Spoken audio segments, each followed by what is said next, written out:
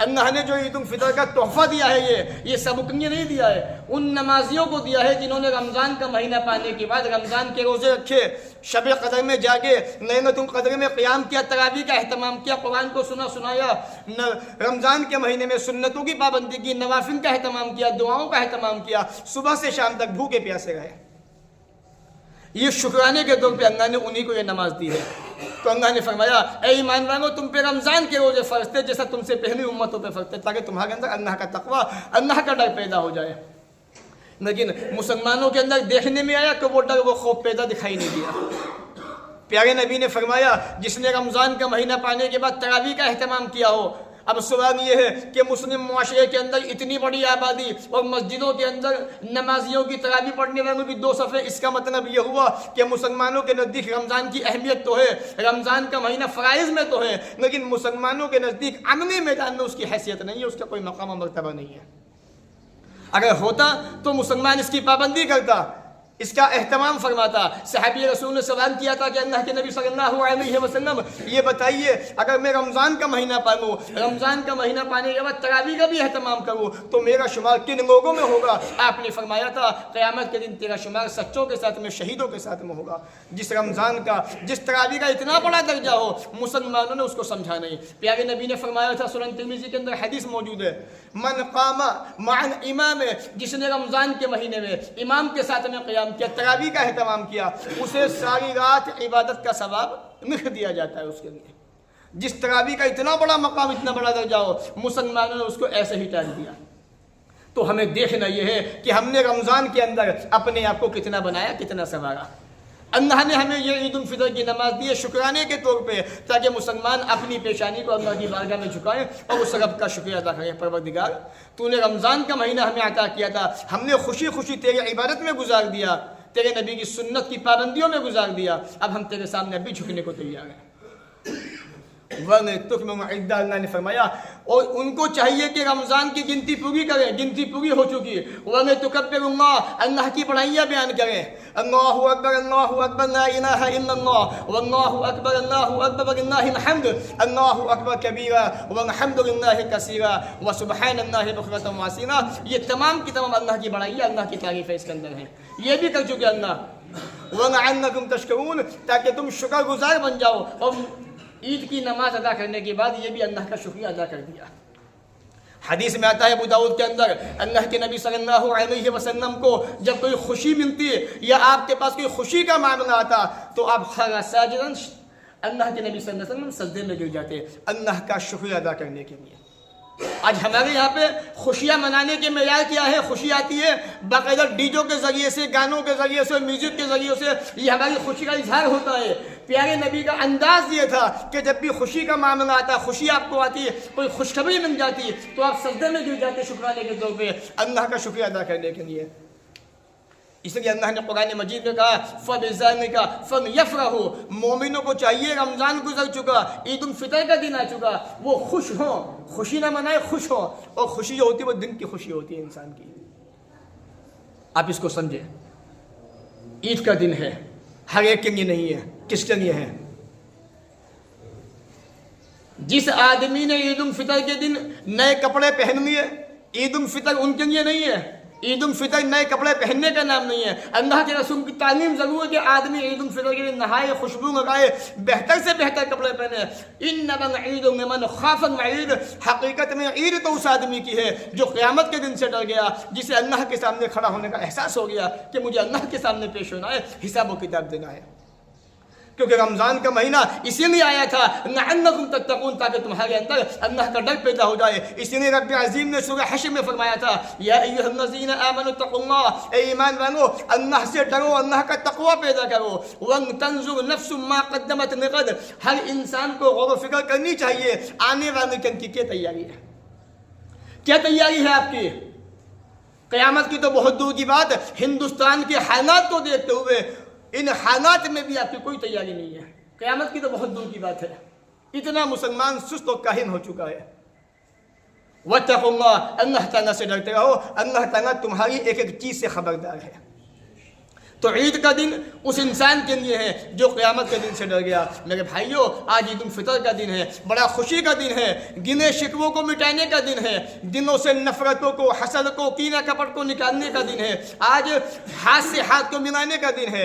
رسول اکرم صلی اللہ علیہ وسلم، صحابہ کرام، ان کے اندر آپس میں اتنی محبتیں ہوا کرتی تھیں کہ آپ حدیث کی کتابوں کے اندر دیکھ سکتے ہیں۔ پیارے نبی نے فرمایا لا تحقرن من المعروف شیئا، کسی بھی نیکی کو کمتر نہ سمجھو، معمولی نہ سمجھو، ولو ان تلقى اخاك بوجه طليق، اگرچہ اپنے بھائی سے مسکرا کے ملنا پڑے، اگرچہ اپنے بھائی سے جھک کے ملنا پڑے۔ آج ناکیں اتنی موٹی، اتنی اونچی ہو چکی ہے کہ اسلام مٹ رہا ہے، مٹ جانے دو، اسلام چھوٹ رہا ہے، چھوٹ جانے دو، لیکن یہ ناک نہ جھکے گی اور نہ ہی جو ہے بھائی سے خوشی سے ملے گی۔ حضرت ابو بکر رضی اللہ تعالیٰ عنہ جب اماں عائشہ پہ زنا کی تہمت لگی، منافقین نے لگائی کہ اماں عائشہ نے نعوذ باللہ زنا کیا ہے، اللہ نے قرآن کی آیت نازل کی کہ منافقین جھوٹے ہیں۔ اے نبی، آپ کی بیوی سچی ہے، آپ کی بیوی پاک دامن ہے۔ بعض مسلمان بھی شامل ہو گئے۔ حضرت ابو بکر نے اپنے رشتہ دار کا کھانا پینا بند کر دیا کہ آج سے میں اس کو کھانا پینا نہیں دوں گا، اب تک دیا کرتا تھا، اس نے میری بیٹی پہ زنا کا الزام لگایا ہے۔ منافقین کے ساتھ میں یہ بھی شامل ہو گیا ہے۔ اللہ نے قرآن مجید کی آیت نازل کی وَأَنْ يَعْفُوا وَأَنْ يَصْفَحُوا أَلَا تُحِبُّونَ أَنْ يَغْفِرَ اللَّهُ لَكُمْ، انہیں چاہیے اللہ کے بندوں کو معاف کرتے رہیں، معافی دیتے رہیں۔ کیا تم پسند نہیں کرتے کہ اللہ تعالیٰ تمہیں معاف کر دے؟ حضرت ابو بکر کی آنکھوں سے آنسو آ گئے۔ یا رسول اللہ، اللہ نے میرے بارے میں قرآن میں کہا ہے؟ کہا کہ ابو بکر ہاں تمہارے بارے میں کہا ہے۔ ابو بکر تمہارے بارے میں قرآن کی آیت نازل ہوئی ہے۔ فوراً جو ہے آپ نے کھانا پینا شروع کر دیا اس آدمی کا جو منافقین کے بہکاوے میں آ کے آپ کی بیٹی کے اوپر زنا کی تہمت لگانے میں شامل ہو گیا تھا۔ اتنا بڑا گناہ جس نے کیا تھا۔ آج ذرا ذرا سی باتوں پہ ناراضگی ہو جاتی ہے، وہ ناراضگیاں ساری زندگی چلتی رہتی ہے۔ اللہ کے رسول فتح مکہ کے میدان میں کھڑے ہوئے ہیں، مجرم کھڑے ہوئے بڑے بڑے سر جھکائے، عمر کہ اللہ کے رسول گردن مار دیجئے، ابو بکر اللہ کے نبی آزاد کر دیجئے فدیہ نہ کے، اعلان عام کر دیا اذهبوا وانتم الطلقاء، جاؤ تم سب آزاد ہو۔ لیکن کچھ ایسے بھی آئے جنہیں دیکھ کے نبی کو بڑی تکلیف ہوئی، کہا دیکھو تم نے میری بیٹی کو بڑا نقصان پہنچایا ہے، بڑی تکلیف پہنچائی ہے مجھے۔ آج بھی وہ دن یاد ہے جب تو نے میری بیٹی کے تیر مارا تھا اور وہ تیر میری بیٹی زینب کے آر پار ہو گیا تھا اور میری بیٹی کا اسی سے انتقال اور موت واقع ہو گئی تھی۔ لیکن جاؤ آج معافی کا دن ہے، لا تثریب علیکم اليوم، آج جو ہے کوئی زبردستی نہیں، کوئی کسی پہ کٹھن نہیں، کوئی دشواری نہیں، آج محمد نے تم سب کو معاف کیا، آزاد کیا۔ یہ ہمارے نبی کا انداز تھا۔ نبی رحمت بن کے آئے تھے، اسی نبی کے امتی ہم بھی ہیں۔ ہم بھی اپنے سینوں کے اندر سے اپنی رحمتوں کو نکالیں، اپنے پیار محبت کو نکالیں، اس کو بانٹیں سماج کے اندر، معاشرے کے اندر۔ اور آج وقت کی بڑی اہم ضرورت ہے مسلمانوں کا اتفاق، مسلمانوں کا اتحاد، آپسی محبت ہے۔ اگر ایسا نہیں ہوا تو آنے والے وقت میں بڑی دقتیں پریشانیاں پیدا ہو سکتی ہیں۔ میرے بھائیوں، ابھی رمضان گزرا ہے، ہم نے رمضان کیسے گزارا ہے آپ اچھی طرح جانتے ہیں۔ اتنا عظیم مہینہ ہمارے سامنے آیا تھا، ہم نے اس کو گزار دیا۔ محاسبہ کیجئے، کیونکہ رمضان تو گزر چکا، لیکن آپ نے کتنی محنتیں، کتنی کوششیں کی۔ یاد رکھو سب سے پہلا حساب قیامت کے دن اسی عمل کے بارے میں ہوگا اور نماز کے بارے میں۔ ان اول ما يحاسب الناس به یوم القیامہ من اعلانہم الصلاۃ، سنن ابو داؤد۔ سب سے پہلے بندے کا قیامت کے دن جو حساب ہوگا نماز کے بارے میں ہوگا۔ مسلمانوں، جو مسلم قوم، جو مسلم سماج، جو مسلم معاشرہ رمضان کے مہینے میں نماز کی پابندی نہ کر سکے، خدا کی قسم کھا کے کہتا ہوں دعویٰ تو نہیں کر سکتا، کیونکہ دعوے جھوٹے بھی ہو سکتے ہیں، سچے بھی ہو سکتے ہیں، لیکن حالات بتا رہے ہیں، وقت بتا رہا ہے، رمضان کا مہینہ پیغام دے کے گیا ہے، تمہاری بربادی بتا کے گیا ہے، تم پہ افسوس کر کے گیا ہے کہ جو مسلمان رمضان کے مہینے میں رب کے سامنے اپنی پیشانی کو نہ جھکا سکا، وہ 11 مہینے رب کے سامنے کیا جھکے گا۔ روزہ فرض تھا، جس مسلمان نے فرض روزوں کو چھوڑ دیا، وہ مسلمان جو ہے شوال کے 6 روزے، محرم کے روزے، ذی الحجہ کے روزے کیا رکھے گا مسلمان، وہ جو فرض روزوں کو نہیں رکھ پا رہا ہے۔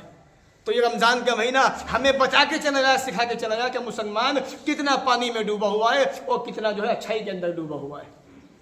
یہ اچھی چیز نہیں ہے۔ اللہ سے معافیہ مانگیے، توبہ کیجیے، گڑ گڑائیے۔ پیارے نبی نے فرمایا جب بندہ مومن یا گنہگار بندہ اللہ سے توبہ کرتا ہے، معافی مانگتا ہے، सुम्मा ताबा, अल्लाह की तरफ रुजू होता है, ताब अल्लाहु अलैह, अल्लाह भी बंदे की तरफ रुजू करता है, तौबा कबूल फरमा देता है।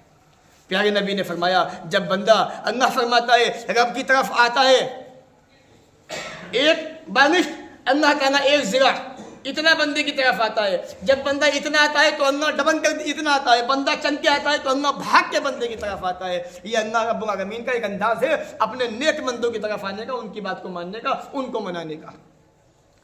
मालूम यह हुआ कि बंदे से अगर गुनाह हो जाए तो माफ़ी, गलती हो जाए तो अल्लाह से माफ़ी मांगे, अल्लाह बंदे की तरफ भाग के दौड़ के आता है, बंदे को माफ़ कर देता है।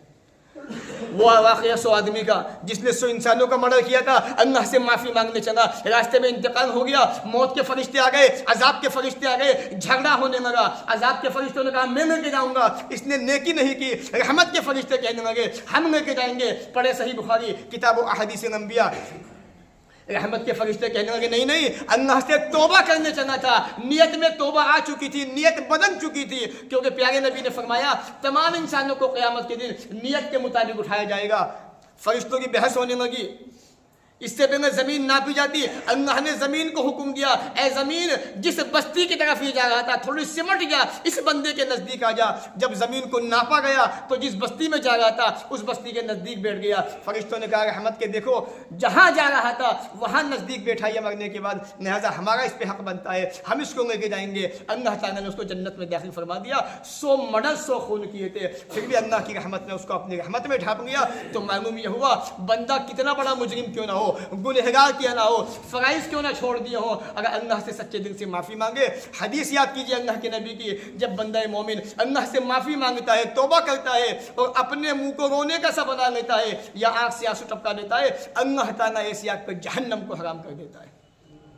जिस दीन के अंदर इतनी फजीलतें हो, माफ़ी के इतने बहाने हो, और बंदा मोमिन, बंदा मुजरिम गुनहगार बंदा माफ़ी ना मांगे, तौबा ना करे, उससे बड़ा बदनसीब कौन है। मेरे भाइयों, ईद रमज़ान का महीना जा चुका, ईद उल फितर भी ख़त्म हो चुकी। अपने गुनाहों पे नादिम होंगो, शर्मिंदा होंगो, अल्लाह से माफ़ियाँ मांगो, तौबाएँ कर लो। क्यों? क्योंकि अल्लाह ने सूरह आला में फरमाया क़द अफ़लह मन तज़क्का व ज़करा इस्म रब्बिही फसल्ला, यकीनन वो कामयाब हो गया जिसने अपने आप को गुनाहों से पाक कर लिया। जिसके गुनाह पाक हो गए वो कामयाब हो गया। व ज़करा इस्म रब्बिही, अपने रब के नाम को याद करता रहा, अपने रब की नाम की झप्पियाँ लेता रहा, अपने रब के नाम की तस्बीह पढ़ता रहा, सुबहानल्लाह अल्हम्दुलिल्लाह व ला इलाहा इल्लल्लाह वल्लाहु अकबर, जो भी छोटी मोटी दुआएं याद है उनको पढ़ता रहा, कहता रहा, फसल्ला, नमाजें पढ़ता रहा, तो ये कामयाब हो गया। अब यहाँ पर सबसे पहली चीज अपने आप को गुनाहों से पाक करना है। हमारा ये मुआशरा, ये समाज जो गुनाहों की दंदन में फंस चुका है, इसको वहाँ से निकालना है। अल्लाह की तारीफ बयान करनी है, अल्लाह को याद करना है, अल्लाह का जिक्र ज़बान से करना है, फसन्ना, और इसके लिए सबसे बेहतर चीज़ नमाज है। नमाज के ज़रिए से अल्लाह को राज़ी करना है। हदीस में आता है अहमद के अंदर, कान रसूलुल्लाह सल्लल्लाहु अलैहि वसल्लम इज़ा हज़बहु अम्रुन फ़ज़इल अस्सलाह, अल्लाह के रसूल को जब कोई मामला पेश आता तो आप नमाज की तरफ रुजू फरमाते, आप नमाज पढ़ते, आप नमाज के अंदर अल्लाह से शिकवे शिकायतें करते, नमाज के ज़रिए से आप सुकून हासिल करते थे। मालूम यह हुआ कि जब भी मुसीबत आए, परेशानी आ जाए, कोई दुख आ जाए, दर्द आ जाए, तो फ़ौरन अल्लाह की तरफ खड़े हो जाओ, अल्लाह ताला तमाम परेशानी को ख़त्म फरमाने वाला है।